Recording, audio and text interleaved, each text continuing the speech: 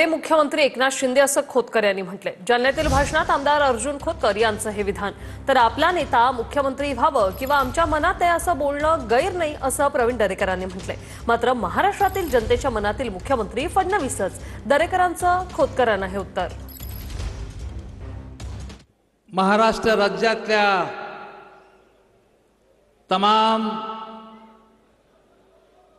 जनतेच्या मनातला खरा मुख्यमंत्री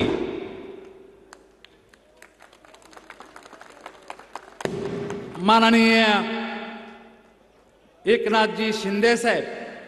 आपल्या नेत्याला त्या ठिकाणी मुख्यमंत्री व्हावं आमच्या मनात आहे असं बोलणं काय गैर असं मला वाटत नाही। आज तरी महाराष्ट्राचे मुख्यमंत्री हे देवेंद्र फडणवीस साहेब आहेत आणि तेही महाराष्ट्राच्या जनतेच्या मनातले मुख्यमंत्री आहेत। आता पक्षीय कार्यकर्ता नेता आपल्या नेतृत्वाच्या विषयी अशा भावना व्यक्त करत असतो, परंतु आज महाराष्ट्राच्या प्रत्येक माणसाच्या मनात देवेंद्रजींनी स्थान केलंय, म्हणून त्यांच्या मनातला मुख्यमंत्री, जनतेच्या मनातला मुख्यमंत्री हे माननीय देवेंद्र फडणवीस साहेब हेच आहेत, ही वस्तुस्थिती आहे। पालकमंत्री म्हणून धाराशिवमध्ये युतीची घोषणा केली असं सरनाईकांनी म्हटलं। जिथे शक्य तिथे युती करण्यास आमच्या नेत्यांनी सांगितलंय असंही सरनाईक म्हणाले। माननीय देवेंद्र फडणवीस, माननीय अजितदादा पवार आणि माननीय एकनाथ शिंदे साहेबांची बैठक झाली। बैठकीमध्ये असा निर्णय घेतला की राज्यामध्ये सगळीकडे ज्या ज्या ठिकाणी आम्ही शक्य आहे त्या सगळीकडे हे महायुतीनं लढायचं आहे आणि त्याचाच एक भाग म्हणून मी ज्याला धाराशिव जिल्ह्याचा पालकमंत्री आहे, राज्यातली सर्वप्रथम महायुतीची घोषणा मी बावनकुळे साहेबांच्या उपस्थितीमध्ये धाराशिवला महायुतीची घोषणा केलेली आहे। त्यामुळे असं काही नाही, सगळीकडे महायुतीनेच लढायचा आमचा निर्णय आहे।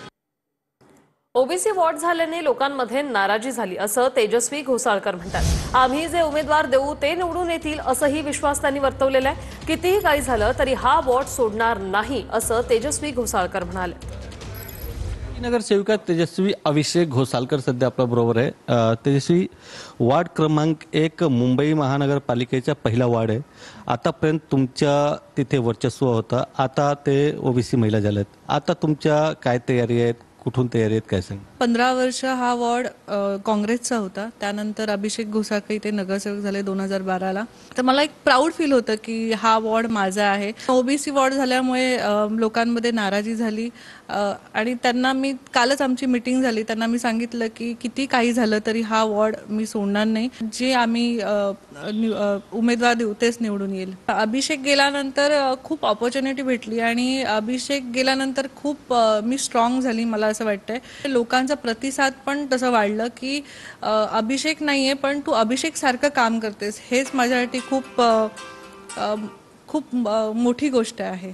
संधी जर दुसरे पक्षाने दिलं तरी पण तुमची तयारी असणार आहेत का? नाही, अजून मी ते विचार केलेला नाहीये की दुसऱ्या पक्षाने जर संधी दिली तर मी अजून विचार तसं केलेला नाहीये।